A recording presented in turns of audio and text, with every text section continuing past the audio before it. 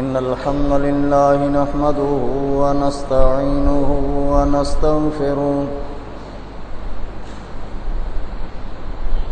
ونؤمن به ونتوكل عليه ونعوذ بالله من شرور أنفسنا ومن سيئات أعمالنا من يهده الله فلا مضل له ومن يضلله فلا هادي له وأشهد أن لا إله إلا الله وحده لا شريك له وأشهد أن محمدًا عبده ورسوله اللهم صل على محمد وعلى آل محمد كما صليت على إبراهيم وعلى آل إبراهيم إنك حميد مجيد اللهم بارك على محمد وعلى آل محمد كما باركت على إبراهيم وعلى آل إبراهيم إنك حميد مجيد من يطع الله ورسوله فقد رشد واهتدى ومن يعص الله ورسوله فقد ضل وغوى أما بعد فإن خير الحديث كتاب الله وخير الهدي هدي محمد صلى الله عليه وسلم وشر الأمور محدثاتها وكل محدثة بدعة وكل بدعة ضلالة وكل ضلالة في النار أعوذ بالله من الشيطان الرجيم بسم الله الرحمن الرحيم من يطع الله ورسوله فقد فاز فوزا عظيما رب اشرح لي صدري ويسر لي أمري واحلل عقدة من لساني يفقهوا قولي رب زدني علما رب زدني علما رب زدني علما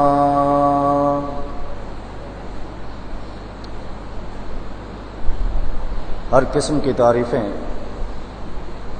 اللہ وحدہ لا شریک کی ذات لا یزال کے لیے ہے جو کل کائنات کا خالق مالک اور رازق ہے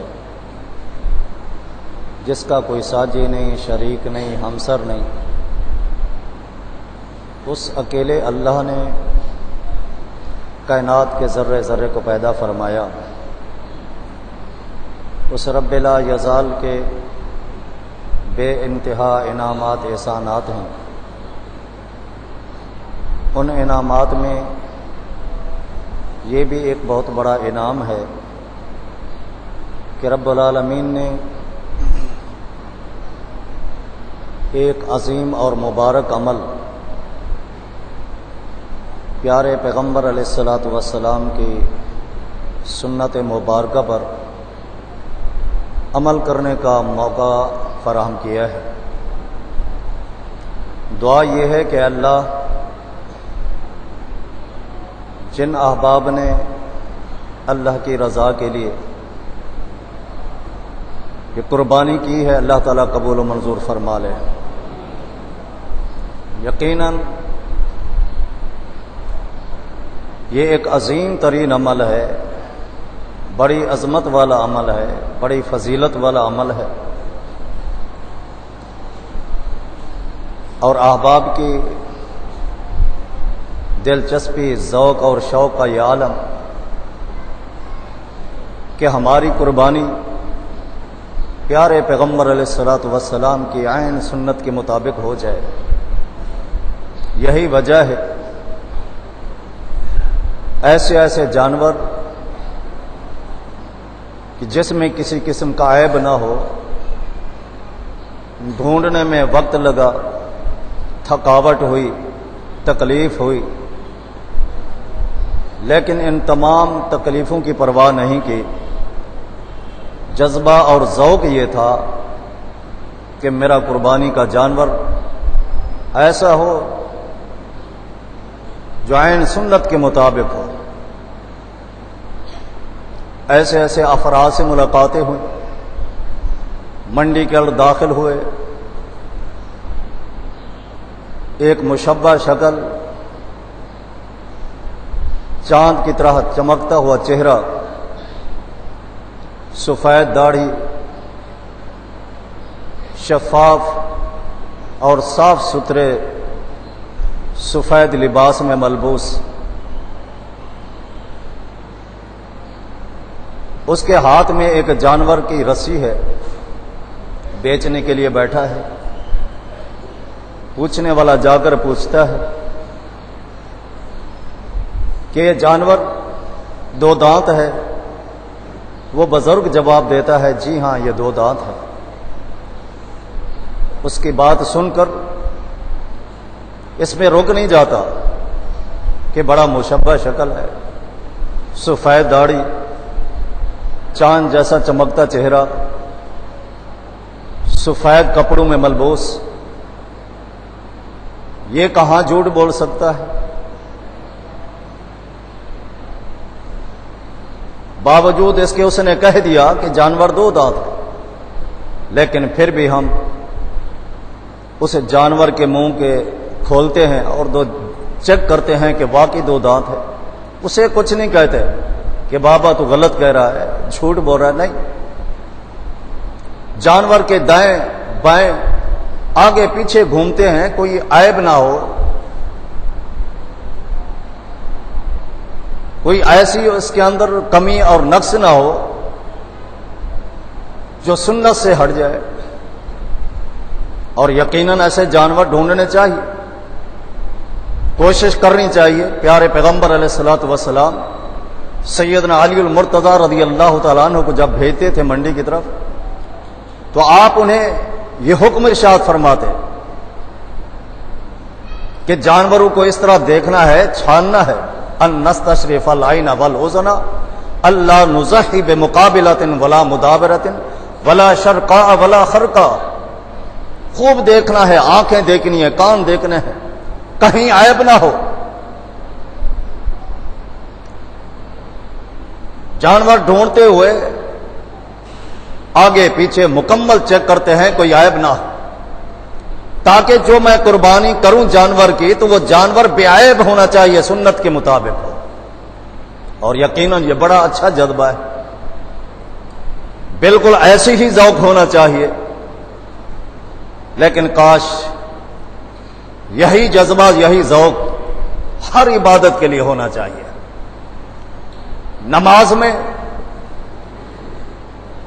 جس طرح بزرگ کو ہم نے کوئی بات نہیں کی، اس نے کہہ دیا کہ یہ بے عیب جانور ہے، یہ دو دانت جانور ہے، اس کی بے ادبی نہیں کی، اسے کسی قسم کا کوئی جملہ نہیں کسا، اس کے کہنے کے باوجود پھر بھی ہم نے جانور کو اچھے طریقے سے دیکھا۔ اگر یہی مزاج ہم ہر عبادت کے لیے بنا دیں، نماز کے اندر بھی یہی مزاج، چیک کریں کہ میرا رکوع کس طرح ہے، میرا قیام کس طرح ہے، میرا سجدہ، میرا تشہد، پیارے پیغمبر علیہ الصلوۃ والسلام کی سنت کے مطابق ہے یا نہیں ہے؟ آپ علیہ الصلوۃ والسلام نے جہاں جانور کے اندر وہ عیوب بتائے، ایسی ہی نماز کے اندر بھی وہ کمیاں اور کوتاہیاں ہیں۔ جس طرح وہ جانور اگر اس کے اندر عیب پایا جاتا ہے وہ قربانی کامل نہیں ہو سکتی، اسی طرح نماز کے اندر بھی کمی ہے تو پھر وہ نماز بھی نہیں ہو سکتی۔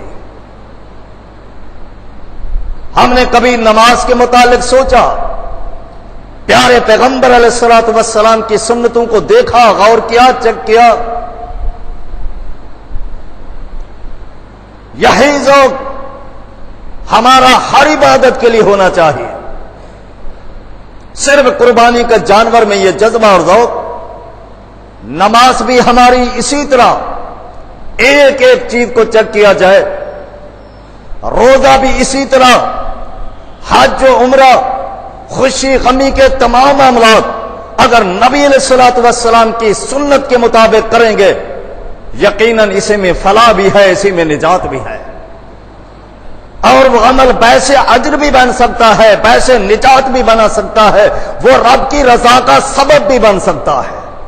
ورنہ رب کے قرآن نے کہا ہے، هل اتاک حدیث الغاشیہ وجوہ یومئذ خاشعہ عاملۃ ناصبہ تصلی نارا حامیہ۔ بہت سے لوگ آئیں گے، اتنا محنت کریں گے عبادت میں، اتنی کوشش کہ اپنے آپ کو عبادت میں تھکا دے گے، لیکن کل قیامت کے دن اس کو کوئی فائدہ نہیں ہوگا، دہکتی ہوئی آگ کا ایندھن بن جائے گا۔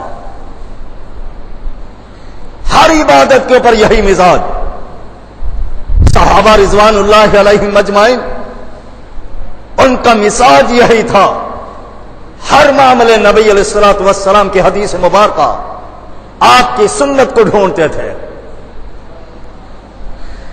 ہمارے آگے رکاوٹیں بن جاتی ہیں، باوجود جاننے کے سمجھنے کے حدیث آ گئی، کبھی رکاوٹ بن جاتی ہے برادری، کبھی رکاوٹ بن جاتی ہے قوم، کبھی رکاوٹ بن جاتا ہے خاندان، کنبہ، قبیلہ، علاقہ، دوستوں کو محبت، یاروں کی محبت دیوار بن جاتی ہے اس حدیث و سنت کے مقابلے میں،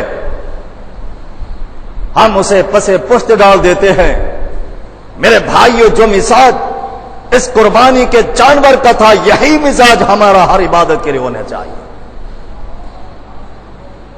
اللہ کے پیغمبر کی حدیث آ گئی، آپ علیہ الصلوۃ والسلام کی سنت مل گئی، خاندان رکاوٹ بنتا ہے، پرواہ نہ کیجیے، علاقہ، کنبہ، قبیلہ، دوست رکاوٹ بنتے ہیں، سب کی پرواہ نہ کیجیے، پیارے پیغمبر علیہ الصلوۃ والسلام کی سنت اور پیارے حبیب علیہ الصلوۃ والسلام کی حدیث پہ عمل کیجیے، یہی مزاج ہونا چاہیے۔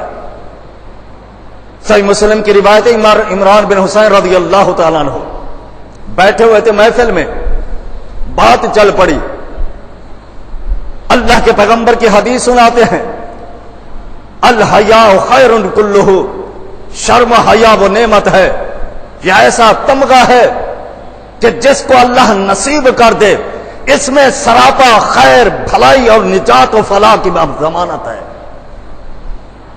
الحیاء من الایمان، حیا ایمان کا جزو حصہ ہے۔ ایک روایت میں آتا ہے الحیاء من الایمان، جامع ترمذی کی روایت، والایمان فی الجنہ، حیا وہ تمغہ ہے، حیا وہ شاخ ہے، جب اس شاخ کے اوپر چڑھ جاتا ہے وہ شاخ سیدھے جنت میں پہنچا دیتی ہے۔ حیا کے متعلق عمران بن حسین کچھ باتیں بتا رہے ہیں، بشر بن کعب بیٹھے ہوئے کہنے لگے، عمران بالکل آپ نے صحیح باتیں کہی ہے، اسی طرح حکماء کے بھی اقوال ہیں، اطباء کے اقوال ہیں، فغضب عمران بن حسین حتی احمرت عیناہ، جب عمران بن حسین نے یہ بات سنی اس طرح اس سے ہو گئے کہ ان کی آنکھیں بھی سرخ ہو گئی، کہنے لگے، حدثک عن رسول اللہ صلی اللہ علیہ وسلم میں اللہ کے پیغمبر کی حدیث سناتا ہوں، تم لوگوں کے اقوال اور رائے سناتے ہو، ائمہ کے اقوال، علماء کے اقوال، محدثین کے اقوال، صحابہ رضوان اللہ علیہم اجمعین کے اقوال، سارے محتاج ہیں محمد مصطفیٰ کی حدیث کے۔ ہر ایک قول کے لیے دلیل ہے نبی علیہ الصلوۃ والسلام کی حدیث، اور سنو پیغمبر کی حدیث یہ محتاج نہیں ہے بلکہ یہ خود دلیل ہے۔ غصے ہو گئے کہ نبی کے حدیث کے ہوتے ہوئے تم لوگوں کے اقوال بیان کرتے ہو، دوسروں کی باتیں کہتے ہو، ان کے تجربات اور مشاہدات کی باتیں کرتے ہو، جس طرح سیدنا عمر فاروق رضی اللہ تعالیٰ عنہ، ابو داؤد کی روایت ہے، ایک شخص نے آ کر سوال کیا، امیر المومنین، ایک خاتون نے حج کے لیے گئی، تمام ارکان مکمل کر لیے، طواف افاضہ بھی کر لیا، اور حیض سے ہو گئی، طواف وداع نہیں کر پائی، کیا طواف وداع چھوڑ کر واپس اپنے گاؤں جا سکتی ہے یا اسے رکنا پڑے گا؟ طواف وداع کے لیے انتظار کرنا پڑے گی۔ امیر المومنین عمر فاروق رضی اللہ تعالیٰ نے سوچنے کے بعد کہتے ہیں، حج کے ارکان میں یہ بھی تو ایک رکن ہے، یہ بھی ضروری ہے، لہذا اسے رکنا پڑے گا۔ اس شخص نے دوبارہ کہا کہ یہی بات میں نے کائنات کے امام محمد الرسول اللہ صلی اللہ علیہ وسلم سے سنی تھی، آپ علیہ الصلوۃ والسلام نے فرمایا تھا تمام ارکان کر چکے ہیں، طواف افاضہ بھی ہو چکا، اگر حیضہ ہو گئی ہے طواف وداع کے بغیر اپنے وطن جا سکتی ہے۔ عمر فاروق رضی اللہ تعالیٰ عنہ جب یہ جملہ سنتے ہیں اس قدر غصے ہو گئے کہ گردن کی رگیں بھی پھول گئی، کہنے لگے سالتنی عن شیء سالت عنہ رسول اللہ صلی اللہ علیہ وسلم، اور تم سے بڑھ کر ظالم کون ہو سکتا ہے کہ نبی کی حدیث جاننے کے بعد، نبی کی حدیث سننے کے بعد پھر تو کون ہے مجھ سے دوبارہ سوال کرنے والا؟ بلکہ عمر فاروق رضی اللہ تعالیٰ عنہ تھے، نبی علیہ الصلوۃ والسلام کی حدیث کے خلاف اگر کوئی عمل کرتا ہے اس کا رد عمل اتنا سخت ہوتا تھا، اس قدر سخت ابن جریر نے لکھا ہے، تفسیر ابن کثیر نے لکھا ہے کہ ایک نام لیوا مسلمان اور یہودی کا جھگڑا نبی علیہ الصلوۃ والسلام کے سامنے پیش کیا گیا۔ آپ علیہ الصلوۃ والسلام انصاف کے پیکر، حسن و جمال کے پیکر، نبی علیہ الصلوۃ والسلام آپ نے باتیں سنی، حق یہودی کی بات لگی، آپ علیہ الصلوۃ والسلام نے یہودی کے حق میں فیصلہ کر دیا۔ اب وہ نام لیوا مسلمان کہنے لگا نہیں میں اس فیصلے پر راضی نہیں ہوں، عمر فاروق کے پاس جاتے ہیں، کیونکہ وہ جانتا تھا کہ عمر رضی اللہ تعالیٰ عنہ یہودیوں کے خلاف ہے، وہ میرے حق میں فیصلہ دے گا، اور اسے یہ معلوم نہ تھا کہ وہ کائنات کے امام محمد الرسول اللہ صلی اللہ علیہ وسلم تو وہ انصاف کرنے والے۔ آپ علیہ الصلوۃ والسلام سے ایک مخزومی فاطمہ نامی عورت کی سفارش کے لیے کہا گیا، آپ علیہ الصلوۃ والسلام نے فرمایا تم اس کی سفارش کرتے ہو، لو سرقت فاطمہ بنت محمد صلی اللہ علیہ وسلم لقطعت یدہا، اور سنو تم اس کی سفارش کرتے ہو اگر محمد کی لخت جگر محمد کی بیٹی بھی چوری کرتی تب بھی اس کے ہاتھ کاٹنے کا حکم جاری کر دیتا۔ یہودی کے حق میں فیصلہ۔ امیر المومنین عمر فاروق رضی اللہ تعالیٰ عنہ کے پاس آ گئے، اس نے بڑی چکنی چپنے باتیں، اپنی بڑی فصیحانہ گفتگو عمر فاروق کو مطمئن کرنے کی کوشش کی۔ جب باتیں مکمل ہو گئی عمر فاروق رضی اللہ تعالیٰ عنہ سے یہودی کی طرف مخاطب ہوئے، آپ اپنا معاملہ، آپ اپنی بات میرے سامنے رکھیں۔ اس نے کہا اتنی لمبی چوڑی مجھے باتیں کرنے تو نہیں آتی، ہاں ایک بات کہہ سکتا ہوں، تمہارے نبی محمد الرسول اللہ صلی اللہ علیہ وسلم کے پاس گئے تھے، انہوں نے میرے حق میں فیصلہ کر دیا، اس کو ان کا فیصلہ منظور نہیں ہوا اور آپ کے پاس آئے ہیں۔ امیر المومنین عمر فاروق رضی اللہ تعالیٰ عنہ نے جب یہ بات سنی جلدی اپنے گھر میں چلے گئے اور تلوار اٹھاری میان سے نکالی آ کر اس کی گردن اڑا کے رکھ دی. ھذا قضائی لمن لم یرضى بقضاء رسول اللہ صلی اللہ علیہ وسلم, جو اللہ کے نبی کا فیصلہ نہیں مان سکتا پھر میرا فیصلہ یہی ہے. یہ بات بڑھتی ہوئی حتیٰ کہ نبی کریم علیہ الصلوۃ والسلام تک بات پہنچ گئی کہ ایک کلمہ پڑھنے والے شخص کو عمر فاروق رضی اللہ تعالیٰ عنہ نے قتل کر دیا. اللہ کے نبی صلی اللہ علیہ وسلم نے یہ بات سنی.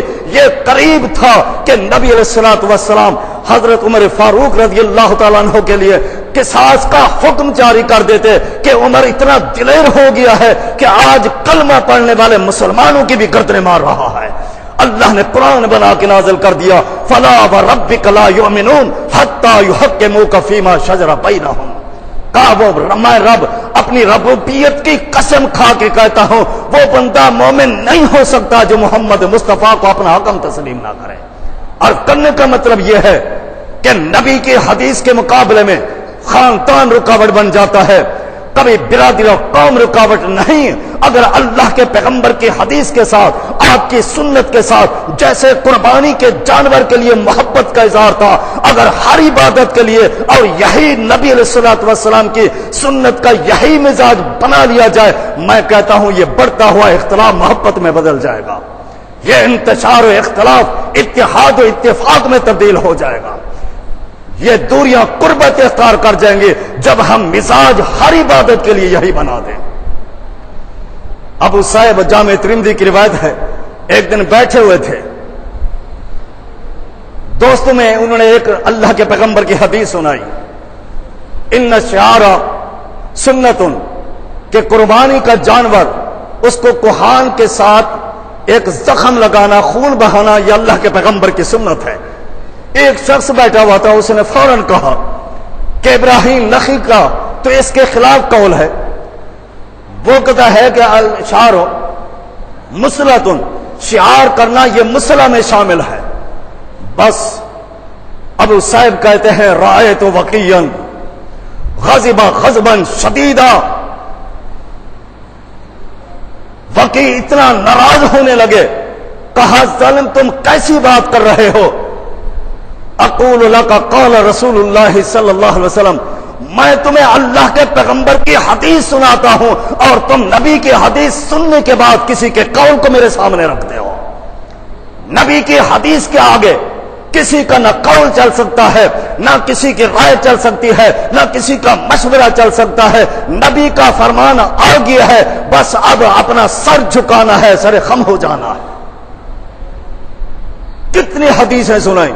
عرض کرنے کا مطلب یہ ہے کہ ہمارے آگے رکاوٹیں جاننے کے باوجود اللہ کے پیغمبر کی حدیث مل گئی, نبی کی سنت مل گئی, یقین بھی ہو گیا, لیکن رکاوٹیں کون کون سی دیواریں بن جاتی ہیں. کیسا ہمارے نبی علیہ الصلوۃ والسلام کے ساتھ محبت کا دعویٰ, اتباع کے دعوے, کیسی اتباع ہے, کیسے اطاعت رسول ہے. رب نے فرمایا من یطع الرسول فقد اطاع اللہ, جس نے میرے پیغمبر کی اطاعت کر لی گویا اس نے رب کی اطاعت کر لی ہے. اللہ نے نبی کی اطاعت کو اپنی اطاعت قرار دیا ہے. کاش کہ ہمارا مزاج ہر عبادت کے لیے, ہر خوشی غمی معاملات کے لیے یہی بن جائے. نبی علیہ الصلوۃ والسلام کی حدیث کے آتے ہوئے پھر ممکن نہیں تھا. صحیح مسلم کی روایت ہے, جب سونے کی حرمت کا حکم نازل ہوا, نبی علیہ الصلوۃ والسلام نے ایک شخص, ایک نوجوان کو دیکھا, اس کے ہاتھ میں سونا ہے, انگوٹھی سونے کی پہنی ہوئی ہے. آپ علیہ الصلوۃ والسلام نے فنازعہ وطرحہ, آپ علیہ الصلوۃ والسلام نے اپنے مبارک ہاتھ سے اتارا اور اسے دور پھینک دیا. بات ہوتی رہی, اللہ کے پیغمبر چلے گئے. صحابہ نے مشورہ دیا کہ سونا حرام ہے مرد کے اوپر, لیکن عورت کے اوپر حرام نہیں ہے, آپ اس کو اٹھا لیں, گھر میں استعمال کر دینا. کیا ہی پیارا جملہ انہوں نے کہا, واللہ واللہ ما اخذہ قد طرحہ رسول اللہ صلی اللہ علیہ وسلم, اللہ کی قسم تم اسے اٹھانے کی بات کرتے ہو, میں اس کو ہاتھ بھی نہیں لگا سکتا جس کو محمد مصطفیٰ نے پھینک دیا ہے. جذبہ ہو تو یہ جذبہ ہو, حدیث کے ساتھ پیار, نبی کے ساتھ محبت کا دعویٰ, اتباع کے دعوے اور جب بات دوست کی آتی ہے، بات خطیب کی آتی ہے، بات وائز کی آتی ہے، بات امام کی آتی ہے، پھر پیارے پیغمبر کی حدیث کو پیٹ کر دی جاتی ہے۔ کیسی محبت ہے، کیسے اتباع کے دعوے ہیں۔ انداز ایسا ہونا چاہیے، ایسا انداز ہونا چاہیے۔ صحیح مسلم کی روایت ہے، انس رضی اللہ تعالیٰ عنہ فرماتے ہیں دسترخوان پہ میں ساتھیوں کو شراب پلا رہا تھا، اچانک آواز آئی ان الخمر قد حرمت، ان الخمر قد حرمت، شراب حرام ہو چکی ہے، شراب کی حرمت کا حکم نازل ہو چکا ہے۔ چشم فلک نے عجیب سما دیکھا، جس کے ہاتھ میں گلاس تھا وہ گلاس رک گیا، جس کے منہ میں کھور تھا انہوں نے کلی کر کے پھینک دی۔ دیکھتے ہی دیکھتے کہ ایک دم ندی نالیوں میں اس طرح شراب بہ رہی تھی جس طرح بارش کا پانی بہتا ہے، اور عجیب سما کہ برتنوں کو توڑا جا رہا ہے۔ کہنے والوں نے کہا کہ شراب حرام ہوئی ہے، برتن تو حرام نہیں، برتن دھو کے استعمال کر سکتے ہیں، لیکن کیا پیارا جملہ، کیا پیاری سوچ کہا، جب برتن ہم رکھیں گے برتن دیکھ کر ہمیں شراب یاد آئے گی، اور جس کو محمد نے حرام کہہ دیا ہے صلی اللہ علیہ وسلم، اس کو پینا، اس کو استعمال کرنا تو دور کی بات ہے، اسے دل میں یاد کرنا بھی گوارا نہیں کرتے۔ ایسی نبی کے ساتھ محبت، ایسی وفاداری، سچے محبت کرنے والے، سچی اطاعت و فرما برداری کرنے والے، صحیح اتباع کرنے والے لوگ تھے۔ صحیح بخاری کی روایت آپ جانتے ہیں، جنگ خیبر کر گوشت تیار ہو چکے، ہانڈیاں تیار ہو چکی، امر رسول اللہ صلی اللہ علیہ وسلم منادیاں ینادی فی الناس، اللہ کے پیغمبر علیہ الصلوۃ والسلام نے، ہانڈیاں تیار ہو چکی، صحابہ بھوکے ہیں، لیکن حکم نازل ہو گیا ان اللہ ورسولہ ینہیانکم عن لحوم الحمر الاحیاء فانھا نجس، آج کے بعد گدوں کا گوشت حرام ہو چکا ہے، یہ ناپاک ہیں، استعمال نہیں کر سکتے۔ صحابہ کہتے ہیں کہ یہ نہیں کہا، چلو جو تیار ہو چکا ہے یہ تو کھا لو۔ فعقفیت القطور، حدیث کے الفاظ یہ ہے کہ اسی وقت آنجاں اٹھا کر باہر پھینک دی، اڈیل کے رکھ دی، نہ بھوک کی پرواہ کی، نہ اپنی ضعف و کمزوری کی پرواہ کی کہ میدان جنگ ہے، دشمن کا مقابلہ ہے، پیٹ میں کچھ خوراک نہیں ہے، کمزوری ہے، نقاہت ہے، کسی چیز کی پرواہ نہیں کی۔ فوقفیت القدور، جلدی سے ہانڈیاں اٹھا کر پھینک دی۔ جس کو نبی نے حرام کہہ دیا ہے اسے کھانا دیکھنا بھی گوارا نہیں۔ کاش یہی مزاج ہمارا بن جائے تو پھر میں کہتا ہوں یہ اختلاف و انتشار ختم ہو جائے، اتحاد یکجہتی پیدا ہو جائے۔ اور وہ جانتے تھے کہ کامیابی صرف اسی چیز میں ہے جو نبی علیہ الصلوۃ والسلام کی تعلیمات کے مطابق ہے، بظاہر وہ کتنا حسین کام کیوں نہ ہو، بظاہر وہ کتنا جمیل ہی کیوں نہ کام نہ ہو۔ اور بڑے تو بڑے چھوٹوں کا بھی یہی مزاج تھا۔ عبداللہ بن عباس چھوٹے سے بچے ہیں، اپنی خالہ سے کہتے ہیں، میمونہ رضی اللہ تعالیٰ عنہ سے، کہ نبی علیہ الصلوۃ والسلام کی باریاں ہیں ازواج مطہرات کے پاس، جس دن آپ کی باری ہو آپ میری خالہ ہے مجھے اطلاع دیجیے گا، اس دن میں آپ کا مہمان ٹھہروں گا، میں آپ کے پاس گھر میں رہوں گا۔ دن گزرتے گئے، وہ گھڑیاں بھی آ گئی کہ نبی علیہ الصلوۃ والسلام کی باری سیدہ میمونہ رضی اللہ تعالیٰ عنہ کے پاس تھی۔ پیغام بھیجوایا کہ آ جائیں، آج نبی علیہ الصلوۃ والسلام کی باری میرے گھر میں ہے۔ عبداللہ گھر میں پہنچ گئے، رات کا وقت ہو گیا، سارے سو گئے، لیکن عبداللہ آنکھیں کھول کھول کر اللہ کے پیغمبر کو دیکھ رہا ہے، نیند نہیں کرتا۔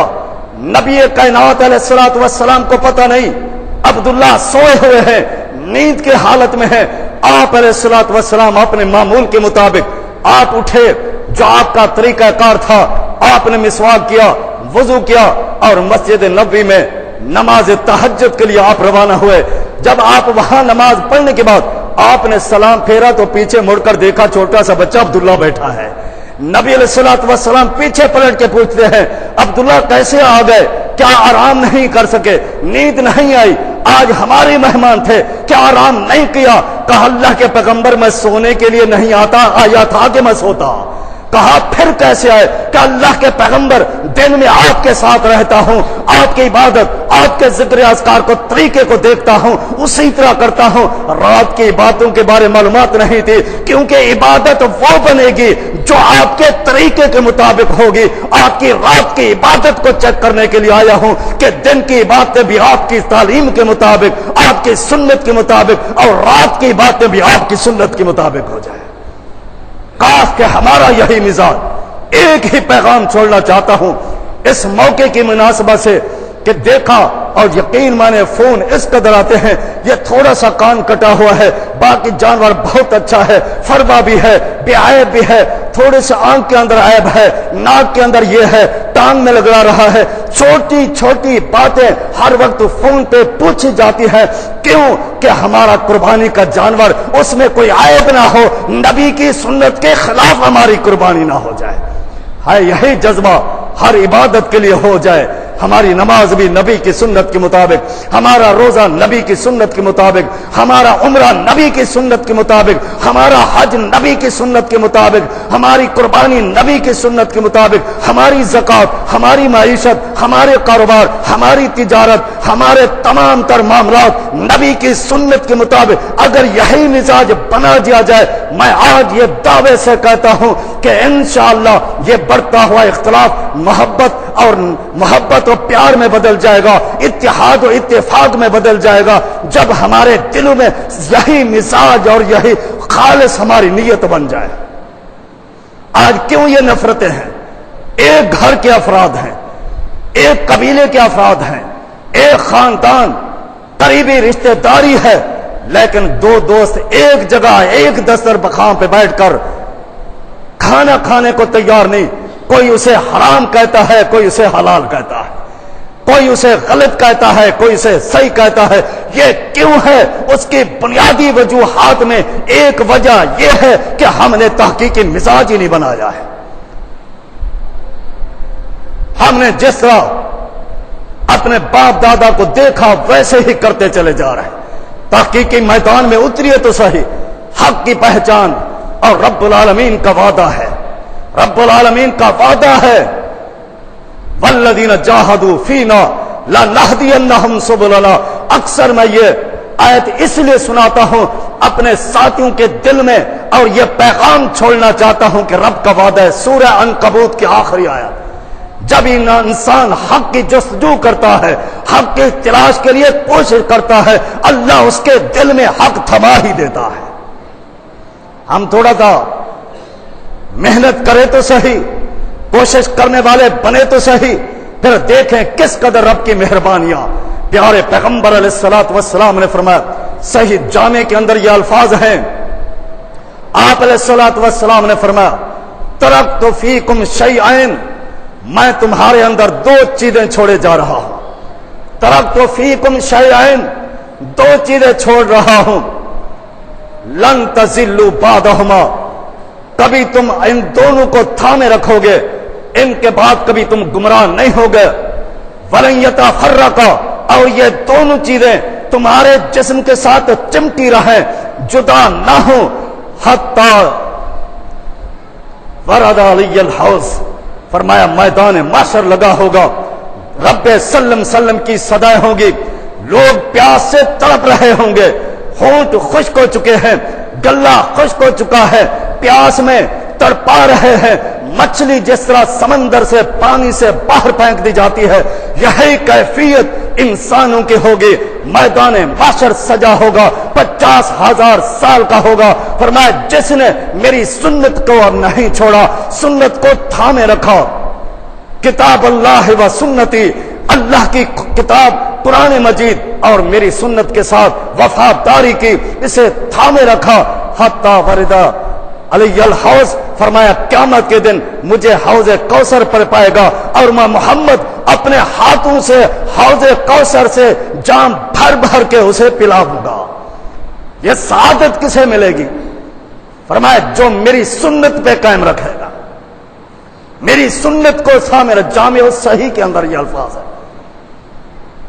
حتی ورد علی الحوض، فرمایا حوض پر مجھے آ ملے گا، اور من شرب منہ لم یظمأ ابدا، اور سنو حوض وہ مشروب، وہ ایسی نعمت ہے جس نے ایک گھونٹ بھی میرے ہاتھ سے وہاں پی لیا 50,000 سال کے اس شدید اور حدت والے دن کے اندر بھی پیاس اس کے قریب تک بھی نہیں آئے گی۔ من شرب منہ لم یظمأ ابدا، پیاس تک نہیں لگے گی۔ لیکن یہ کسے نصیب ہوگا؟ فرمایا جس نے میری سنت کو تھامے رکھا۔ جہاں ہم قربانی کے جانور پہ سنت پہ غور کرتے ہیں، اسی طرح ہم نماز کی سنتوں کے اوپر بھی غور کریں، ہم روزے کی سنتوں کے اوپر غور کریں، زکوٰۃ اور تجارت کی سنتوں کے اوپر غور کریں، ہم عمر حج کی سنتوں کے اوپر غور کریں۔ نبی علیہ الصلوۃ والسلام کی تعلیمات کو ڈھونڈیے، یقین مانیے اسی میں نجات بھی ہے، اسی میں فلاح بھی ہے، اسی میں کامیابی بھی ہے، اسی میں جنت کی بشارت اور رب محمد مصطفیٰ کی ضمانت بھی ہے صلی اللہ علیہ وسلم۔ جب ہمارا یہ مزاج بن جائے، آج ہمارا مزاج بس صرف قربانی کے جانور تک تو محدود ہے، جیسے جیسے قربانی ختم ہو گئی ہمارا مزاج بھی چینج ہو گیا، ہمارا انداز تبدیل ہو گیا، ہمارے دل و دماغ میں وہ نبی کی سنت کے وہ جذبے اور ذوق ختم ہو گئے۔ اگر یہی حال رہا تو پھر اللہ تعالیٰ معاف فرمائے، پھر وہ وقت آ جائے گا، وہ وقت فلا نقیم لہم یوم القیامت وزنا، اعمال تولے جا رہے ہوں گے، اعمالوں کا وزن کیا جا رہا ہوگا، برائیاں اور نیکیوں کا پلڑا قائم ہو چکا، وزن ہو رہا ہے۔ لیکن فرمایا جس نے نبی کی تعلیم سے ہٹ کر، نبی کی سنت سے ہٹ کر، نبی کی حدیث سے ہٹ کر جو عمل کیا ہوگا اس کو پلڑے کے اندر تولنے کے لیے بھی نہیں رکھا جائے گا۔ اللہ ہم سب کو محفوظ فرمائے، اللہ جب تک زندہ رکھے دین حق کے اوپر قائم فرمائے، اللہ ہمیں ہر چھوٹی بڑی خیر کی عبادت اور کام کرنے کے لیے ہر اس کام کی توفیق عطا فرمائے جو عین نبی علیہ الصلوۃ والسلام کی تعلیمات کے مطابق ہو۔ اسی میں فلاح ہے، اسی میں نجات ہے۔ اگر بظاہر بڑے سے بڑا کام ہے لیکن اگر نبی کی تعلیم کے مطابق نہیں ہے تو پھر اس کا کوئی فائدہ نہیں۔ صحابہ نے پوچھا تھا، بخاری کی روایت، ایک شخص کے بارے میں کہ وہ قربانی کرتا ہے، اپنی قربانی کے جانور سب سے قیمتی، سب سے اعلیٰ قسم کے ڈھونڈتا ہے، منڈیاں تلاش کرتا ہے، اور ایک نہیں دو نہیں 1000 اونٹ خریدتا ہے، اور وہ اونٹ اپنے گھر کے سامنے نہیں، کسی پارک میں نہیں، کسی میدان میں نہیں، وہ 1000 اونٹ لے کر مینا کے میدان میں پہنچتا ہے۔ بڑا مبارک میدان ہے، حج کے ارکان میں سے ایک رکن مینا کا میدان، اور پھر مینا کے میدان بھی مسجد خیف کے سامنے۔ مسجد خیف وہ ہے جس مسجد کے اندر جتنے انبیاء اللہ کی زمین کی پشت پہ آئے سب نے اس میں نماز ادا کی ہے، وہ مسجد ہے، اسے یہ شرف ہے، وہ سے یہ اعزاز ہے، ہر پیغمبر نے اس میں نماز پڑھی ہے۔ اس مسجد کے سامنے 1000 اونٹ قربان کرتا ہے۔ صحابہ نے پوچھا اللہ کے نبی صلی اللہ علیہ وسلم اتنی بڑی قربانی، اور کیا اس کا ذوق، کیا اس کا جذبہ؟ منڈیاں ڈھونڈ ڈھونڈ کر سب سے اچھا جانور، اور پھر مینا کے میدان، اور پھر مینا کے میدان میں مسجد خیف کے سامنے یہ جانور، یہ قربانیاں قربان کرتا ہے۔ نبی علیہ الصلوۃ والسلام نے فرمایا اس کو کوئی فائدہ نہیں ہوگا، اس لیے کہ اس کی قربانی اللہ کے پیغمبر کی تعلیم کے خلاف ہے، اس کے عقیدے میں شرک کی بیماری ہے، جس کی وجہ سے اتنی بڑی محنت بھی اس کے لیے راک بن چکی ہے، رائے گاہ ہو گئی ہے، اس لیے کہ عقیدے میں اصلاح نہیں ہے۔ تو عرض یہ کر رہا تھا کہ ہم صرف قربانی کے اوپر تو غور کرتے ہیں کہ ہماری قربانی سنت کے مطابق ہو جائے، ایسا نہ ہو کہ قربانی قبول نہ ہو۔ میرے بھائیو، اس سے بڑھ کر نماز ہے، نماز فرض ہے، قربانی سنت ہے۔ کبھی ہم نے نماز کے اوپر ایسا غور کیا ہے، اپنے ساتھیوں سے رابطہ کیا ہے کہ ہم نے کچھ دیکھا ہے، کچھ رفع دین کرتے ہیں، کچھ نہیں کرتے، کچھ ہاتھ سینے پہ باندھتے ہیں، کچھ ناف کے نیچے، کیا وجوہات ہیں؟ اس کے حقائق تک پہنچے۔ کبھی ہم نے وقت نکالا ہے، حقیقت کو پہچاننے کی کوشش کی ہے؟ اگر کی ہے تو یقیناً دل اخلاص کے ساتھ اگر کی ہے تو رب ضرور ہی توفیق دے دے گا۔ اگر نہیں کی ہے میرے بھائیوں، سستیاں ہو گئی، آئیے آج بھی عزم کیجئے کہ ہم نماز پڑھیں گے نبی کی سنت اور نبی علیہ الصلوۃ والسلام کی تعلیمات کے مطابق، آپ علیہ الصلوۃ والسلام کا حکم ہے صلو کما رأیتمونی اصلی، فرمایا نماز اسی طرح پڑھو جس طرح مجھے نماز پڑھتے ہوئے دیکھتے ہو۔ اللہ سے دعا ہے اللہ تعالی ہمیں جب تک زندہ رکھے دین حق پر قائم فرمائے، اللہ ہمارا خاتمہ ایمان پہ فرمائے۔ وآخر دعوانا الحمدللہ۔ ونستعینہ ونستغفرہ ونؤمن به ونتوکل علیہ ونعوذ باللہ من شرور انفسنا ومن سیئات اعمالنا من يهده الله فلا مضل له ومن يضلله فلا هادي له اشهد ان لا اله الا الله وحده لا شريك له واشهد ان محمدا عبده ورسوله اما بعد فان خير الحديث كتاب الله وخير الهدي هدي محمد صلى الله عليه وسلم وشر الامور محدثاتها وكل محدثة بدعة وكل بدعة ضلالة وكل ضلالة في النار۔ اعوذ بالله السميع العليم من الشيطان الرجيم۔ ان الله وملائكته يصلون على النبي يا ايها الذين امنوا صلوا عليه وسلموا تسليما۔ اللهم صل على محمد وعلى ال محمد كما صليت على ابراهيم وعلى ال ابراهيم انك حميد مجيد۔ اللهم بارك على محمد وعلى ال محمد كما باركت على ابراهيم وعلى ال ابراهيم انك حميد مجيد۔ اعلان سماعت فرمائے محمد شبیر۔